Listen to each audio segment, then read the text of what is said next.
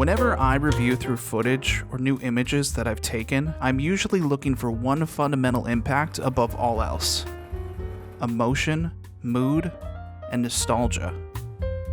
Before tearing apart my choice of framing, exposure, or the lighting provided to me in the moment, I'm in the pursuit of storytelling first and foremost. And in a time where everyone's stories are being told faster and more condensed than ever, this foundation between my and someone else's work is crucial to what I would consider success.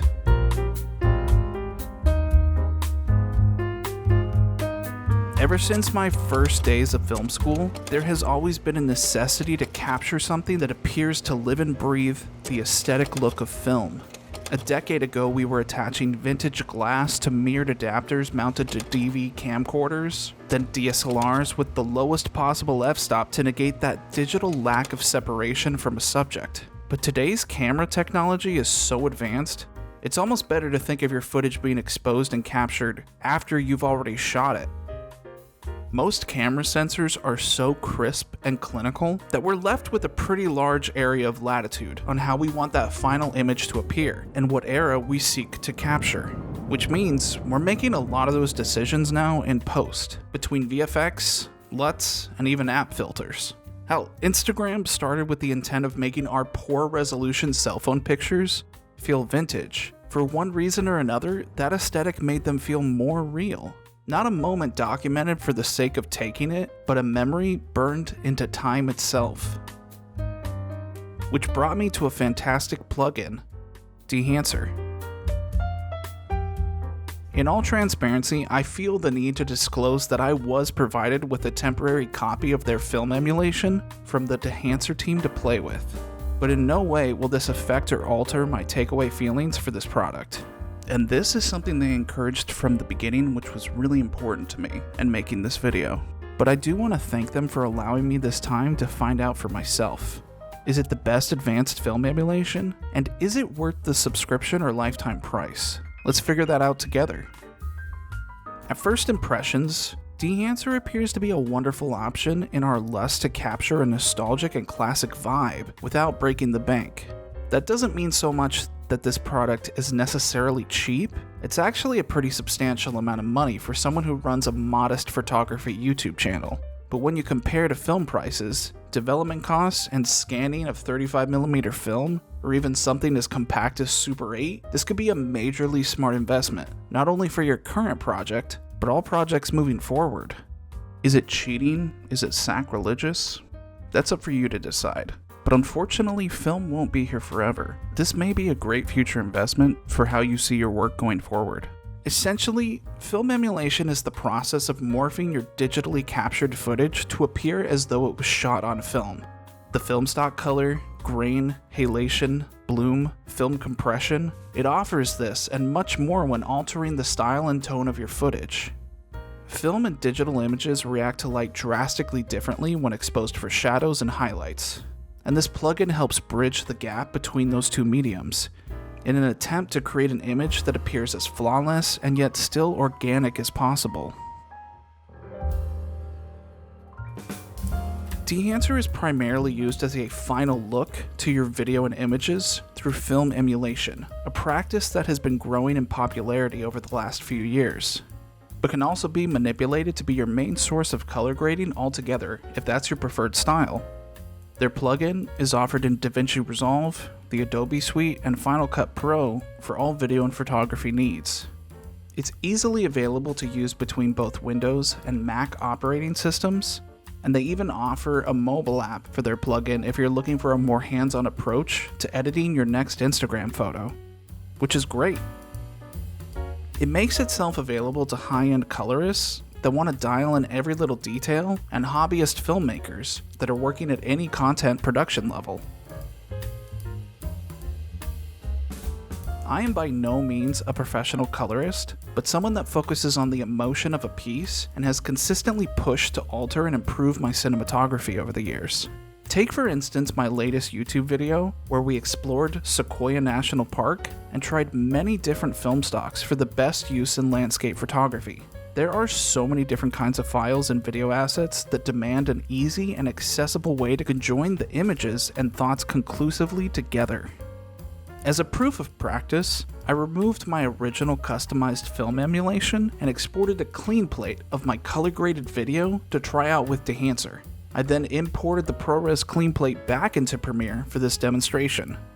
You can absolutely just as easily use this plugin for DaVinci as a final node look, if that's your typical color grading practice, but I like to keep things simple and efficient when it comes to my YouTube content, so I used Premiere, my main squeeze.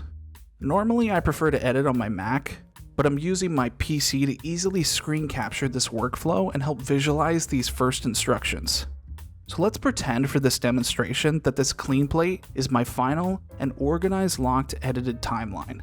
First, I'll make a new adjustment layer to drag over the timeline and then expand this across the entire video length. Then, we'll search for Dehancer in our Effects tab and drag it into our adjustment layer. The benefit of using Dehancer this way is we aren't just using this effect on one single clip, but altering the entire timeline in one movement. And everything we change or add to this single layer, we're affecting every clip under it. Then we'll navigate through our options and dial in our desired look for the final export.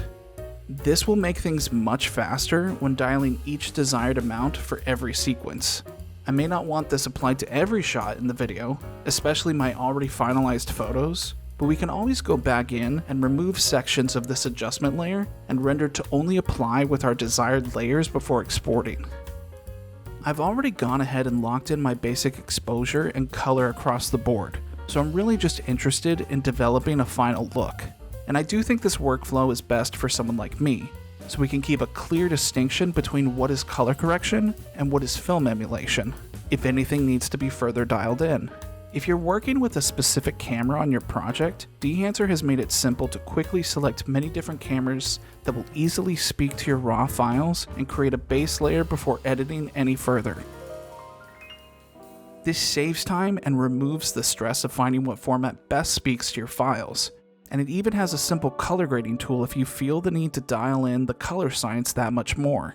Just like the focus of this Sequoia video, Dehancer has created a drop-down section to emulate different film stocks to get the ball rolling. There are options for almost anything you could ever dream to see in your local camera store, and I was honestly impressed by not only how many cinema-grade stocks it provided, but photography looks that you could apply to video. And I have to say, I am really excited to play with low-light footage using a Cinestill 800T emulation.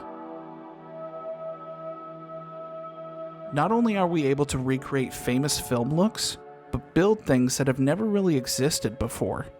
On top of this, Dehancer allows you to change and manipulate every aspect of each look to further customize the way you wish to present your footage.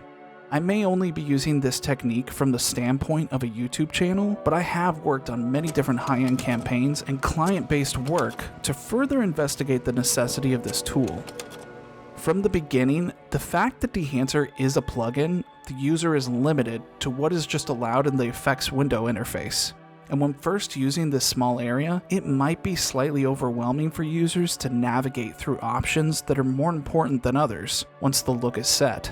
The drop-down menus are dense and sometimes a bit cluttered, making it very easy to accidentally gloss over more important details, especially if your main machine is a laptop, tablet, or a phone. This use of space is important and helps translate a dialogue between its users that may be a bit of a learning curve for some, but not impossible to eventually master.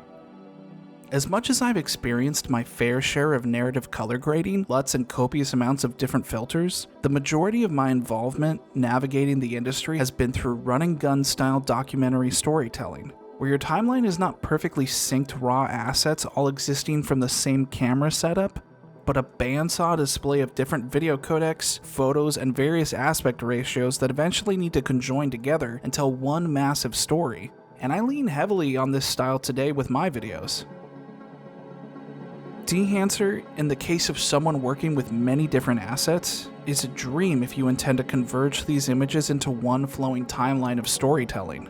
Something to note, in no way is Dehancer going to instantly make your footage or instincts better, but more of a tool to help round out the edges of the blade you've been hammering out for some time. When I first picked back up shooting film over digital photography, there was a blind sense of confidence that somehow this medium would instantly just make my work better. And that simply was not the case, but it did give new understanding, different texture, and a value in slowing down to capture my intended nostalgic mood. Dehancer is capable of giving this same edge to your work when used properly, but instead of having to slow down, they've done their best to streamline an effect that works for both a broadcast or multi-content based workflow. It's perfect for those looking to have a hand in controlling every aspect of what a film look has to offer, instead of providing a simple LUT that may result in an unwelcomed, underwhelming overall look. It's a tool built for those that have a vision and a story that requires a mood to convey its distinct voice. But it is an investment. It is expensive, but not as expensive as some other film emulations on the market today, and it looks amazing. They do offer smaller tiers of the plugin where you can purchase just grain, halation, or many other small chunks of the full Dehancer suite. It seems to me, however, that someone looking for tools that allow so much customization aren't looking to have half the information. If you're at all interested, they do offer a limited free trial version of Dehancer on their website that can easily be used with the free version of DaVinci Resolve. So with how many times I just said the word free, you have absolutely no excuse to at least give it a try for yourself. There will also be a discount code that I've worked with Dehancer personally provided in the description below, if you are intrigued to try out this awesome plugin and intend on purchasing it for your needs. I want to say again thank you to the team at Dehancer for not only considering me, but trusting my ability to play around in this wonderful workspace they've created. So if you are looking into color grading professionally, or just need that edge to help put your next personal project over the top, Dehancer might be something worth looking into to advance your knowledge and understanding of what it means to create an emotion, a mood, and what it looks like when you see nostalgia.